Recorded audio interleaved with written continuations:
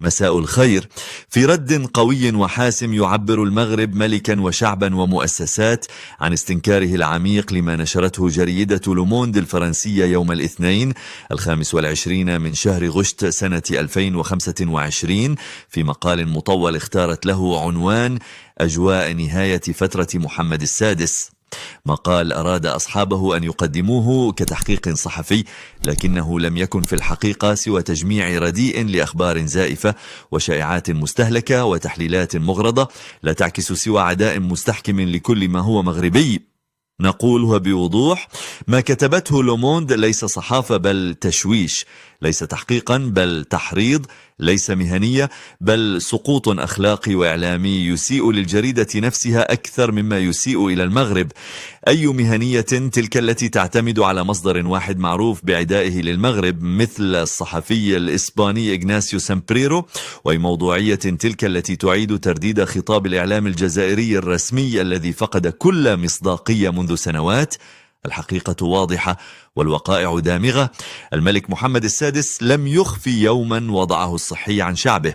الديوان الملكي كان يعلن بكل شفافية عن أي وعكة صحية، والملك نفسه ظهر أمام الكاميرات متكئا على عصاه أو جالسا على كرسي أو محاطا بعائلته في المستشفى.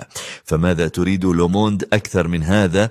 الملك لم يتوقف يوما عن ممارسة مهامه، فهو الذي تابع بنفسه مأساة الطفل ريان في سنة 2022، وهو الذي قاد تدبير أزمة جائحة كوفيد-19، وهو الذي وجه الدولة المغربية لمواجهة زلزال الحوز في سنة 2023.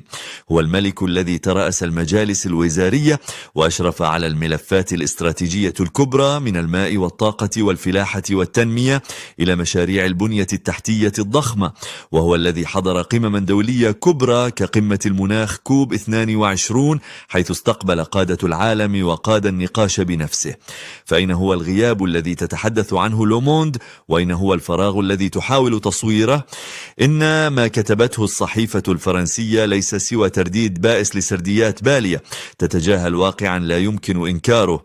المغرب اليوم قوة إقليمية صاعدة، لاعب أساسي في إفريقيا، شريك استراتيجي لأوروبا وحليف موثوق للولايات المتحدة والخليج. ومهما حاول المشككون فإن هذه المكانة لن تهزها مقالات مدفوعة أو تحليلات مغرضة.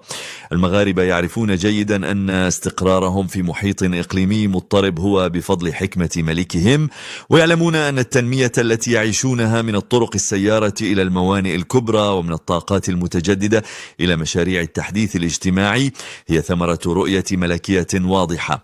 لذلك فإن التشويش على صورة الملك ليس سوى عبث، لأن علاقة المغاربة بملكهم ليست علاقة عابرة، بل هي عقد بيعة تاريخي ممتد عبر قرون توارثته الأجيال ولم يهزه استعمار ولا مؤامرات ولا أزمات.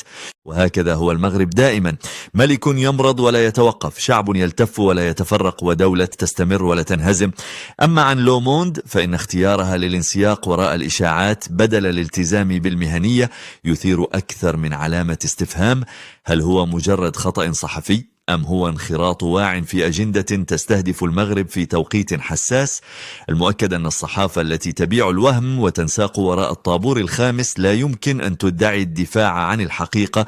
إن المغاربة يرفضون هذا التشويش جملة وتفصيلا، ويعتبرون أن ما نشرته لوموند لا يستهدف الملك وحده بل يستهدف المغرب كله، استقراره، وحدته، مكانته الدولية ورمزيته الحضارية.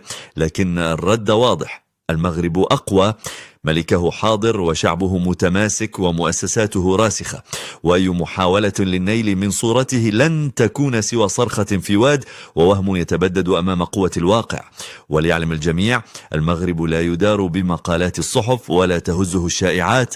المغرب يدار بعقد البيعة التاريخي وبالشرعية الدستورية وبإجماع شعبي راسخ لا يتزعزع. ختاما نقولها كما يقولها كل مغربي اليوم: نحن وراء ملكنا، نرفض الأخبار الزائفة ونستغرب كيف لجريدة عريقة تنزل إلى مستوى التشويش الرخيص.